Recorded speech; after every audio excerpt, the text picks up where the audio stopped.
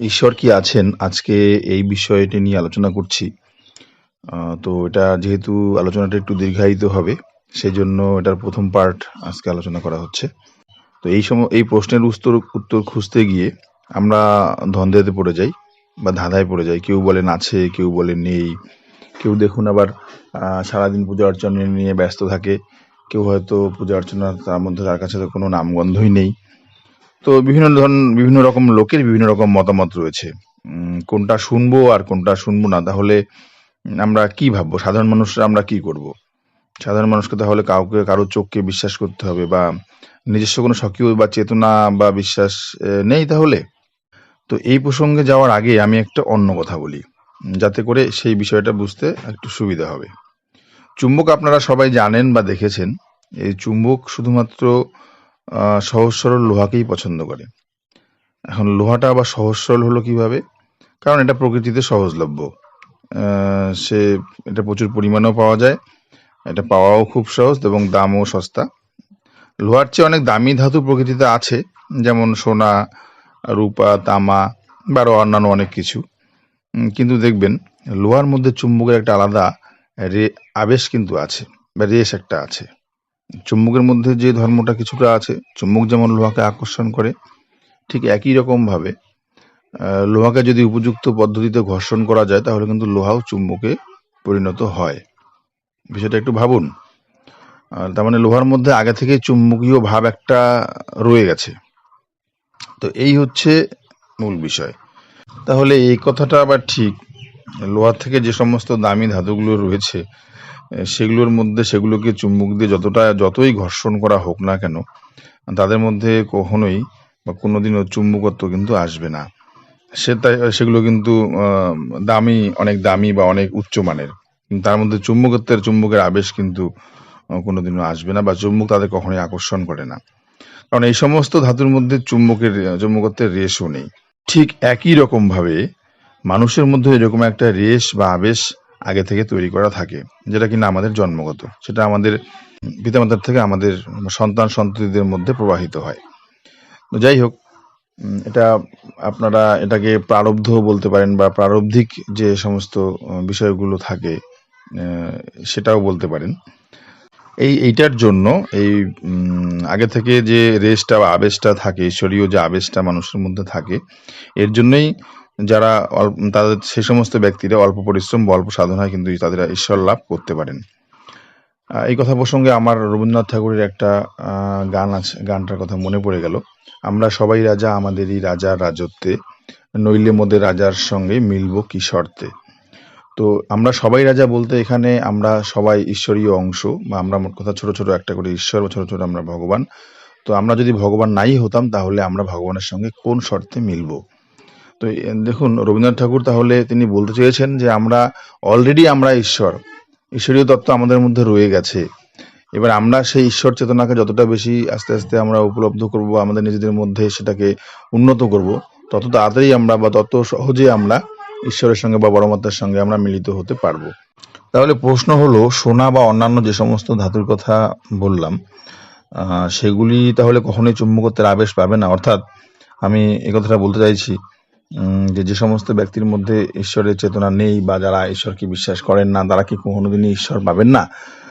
হ্যাঁ, পাবেন। তারা অনেক জন্ম পরে বা জন্মান্তর অনেক জন্ম পরে, তারপরে যখন তারা বুঝতে পারবেন, তাদের মধ্যে একটা ঈশ্বরীয় ভাব যখন আবেশ তৈরি হবে কোনো না কোনো ভাবে, তখন তারা আস্তে আস্তে ঈশ্বরের দিকে অগ্রসর হবেন।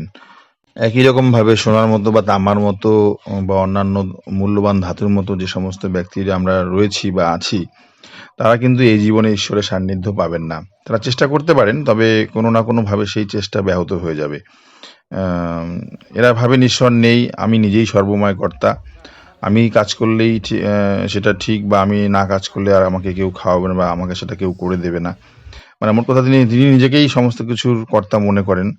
ঈশ্বর আমাদের কোনো কিছু করে দেন না, এই চিন্তাটাই তার মাথায় থাকে। সুতরাং আমরা ঈশ্বরকে মানতে যাব কেন? কেন তাকে আমরা ভক্তি শ্রদ্ধা করব? কেন বা তার আমরা পূজা অর্চনা করতে যাব? এই ধরনের একটা মানসিকতা বা টেন্ডেন্সি সেই সমস্ত ব্যক্তিদের মধ্যে থাকে। এবার ধীরে ধীরে সেই সমস্ত ব্যক্তি যখন অনেক জন্মের পর সেই দামি সোনা যখন লোহার মতন আস্তে আস্তে সহজ সরল হয়ে যাবে, তখন তিনি বা তিনি তখন ঈশ্বরের তিনি সান্নিধ্য পাবেন, নচেৎ তিনি পাবেন না। এখানে আরেকটা বিষয় উল্লেখ্য, সেটা হচ্ছে ঈশ্বর কিন্তু সমস্ত প্রকৃতিতে বিরাজমান। তিনি নিরাকার। নিরাকার অবস্থায় তিনি জলে, স্থলে, অন্তরিক্ষে সমস্ত জায়গাতে আমাতে তোমাতে সর্বস্থানে সর্বক্ষেত্রে তিনি ছড়িয়ে ছিটিয়ে আছেন। কোনো নির্দিষ্ট অংশের মধ্যে তিনি বিরাজমান নন। সমস্ত জায়গায় সম্পূর্ণ বিশ্ব অনন্ত কোটি ব্রহ্মাণ্ড যে রয়েছে সেই সমস্ত এরিয়াতে তিনি ছড়িয়ে ছিটিয়ে আছেন। কিন্তু তিনি নির্লিপ্ত অবস্থায় থাকেন। কেউ তাকে জাগাতে পারে, আবার কেউ তাকে পারে না। ঠিক আমরা যদি এই উদাহরণটাকে আমরা একটা জল ছাড়া বীজের মতন সেটাকে বলতে পারি। বীজ যেমন, একটা শুকনো বীজ যেমন নির্লিপ্ত অবস্থায় থাকে, জলের সংস্পর্শ পেলেই সেটা জেগে ওঠে বা সেখান থেকে অঙ্কুরোদ্গম হয় বা সেখান থেকে চারা গাছ বের হয়। ঠিক একই রকমভাবে ঈশ্বর নির্লিপ্ত অবস্থায় আছেন।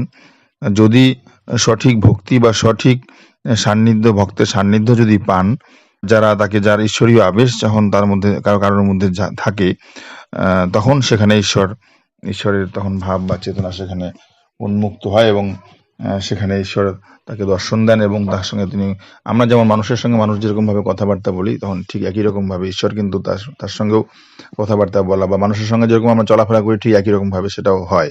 তাহলে প্রশ্ন হলো, আমাদের সেই জলটা দরকার বা জলরূপ মনটা আমাদের দরকার। এখন প্রশ্ন আসে, আমরা যে পূজা করি সেগুলি কি তাহলে, যেহেতু আমি নিরাকারের কথা বললাম যে ঈশ্বর নিরাকার ব্রহ্ম, তো তাই যদি হয় তাহলে যে আমরা পূজা অর্চনা করি সেগুলো কি তাহলে সব বৃথা বা সেগুলি কি করা তাহলে আমাদের অবাঞ্ছিত? বিষয়টি একদমই তাই নয়। বিষয়টা হচ্ছে, আমরা যারা একটু ঈশ্বরীয় চেতনার অনেক নিচের লেভেলের, তারা দেখবেন আমরা পূজা অর্চনা করি, ঠাকুরকে নির্দিষ্ট গণ্ডির মধ্যে আনার চেষ্টা করি, একটা নির্দিষ্ট মূর্তির মধ্যে ঠাকুরকে বা ভগবানকে আমরা স্থাপন করি, সেখানে তাকে আমরা ধরে আমরা ভক্তিটাকে বাড়িয়ে তোলার চেষ্টা করি। তারপর যখন সেই ভক্তিটা আস্তে আস্তে বেড়ে যখন আমরা ঠিক সঠিক জায়গায় পৌঁছাই, তখন আমাদের সেই নিরাকার ব্রহ্মের উপাসনা বা তখন নিরাকার ব্রহ্ম যে কি বা ঈশ্বর, যখন কি ঈশ্বরী তত্ত্ব যখন আমরা বুঝে যাই বা লাভ করি, আমাদের মনটাকে সেরকম ভাবে তৈরি করে নিতে পারি, তখন আমরা সঠিক বুঝতে তখন আমাদের আসে যে ঈশ্বর শুধুমাত্র এই গণ্ডির মধ্যে সীমাবদ্ধ নয়, তিনি অসীম, তাকে সসীম করা যাবে না, সম্ভব নয়। যেহেতু এই নির্গুণ ব্রহ্মের উপাসনা করা খুব কঠিন ব্যাপার, কিন্তু এটা সহজসাধ্য নয়, সাধারণের পক্ষে তো নয়। তো সেই জন্য আমরা পূজা অর্চনা হচ্ছে আমাদের প্রথম ধাপ, এটা লোয়ার লেভেলের বলতে পারেন বা লোয়ার স্টেজ। এখান থেকে যারা আপার স্টেজে, তাদের পূজা অর্চনা না করলেও চলে। তারা অনেক বড় জায়গায় যখন চলে যায়, দেখবেন যারা মুনি ঋষিরা রয়েছেন তারা পূজা অর্চনা কম করেন বা করেন না। তারা তাদের ধ্যানেই সমস্ত কিছু দেখতে পান, ভগবানের সঙ্গে তারা সাধনা করেন বা কথাবার্তা বলেন। মানুষের সঙ্গে যেরকম ভাবে কথাবার্তা আলাপ আলোচনা করে, ঠিক একই রকম ভাবে মুনি ঋষিরাও কিন্তু সে একই রকম তাদের সঙ্গে কথাবার্তা বলতে পারেন। তো এই হচ্ছে ঈশ্বরীয় আবেশ বা ঈশ্বরীয় তত্ত্ব। যখন তার পেকে যায়, তখন তিনি যার পেকে যায়, ভক্তি যখন তার পাকা ভক্তি হয়ে যায়, তখন তিনি শয়নে স্বপনে যত্রতত্র তখন তিনি ঈশ্বরকে দেখতে পারেন, তার সঙ্গে কথাবার্তা বলতে পারেন। আরেকটা বিষয়ে কথা বলছি, সেটা হলো ঈশ্বরের যে অস্তিত্ব আমরা বলছি, সেই অস্তিত্ব আমরা কিভাবে বুঝবো।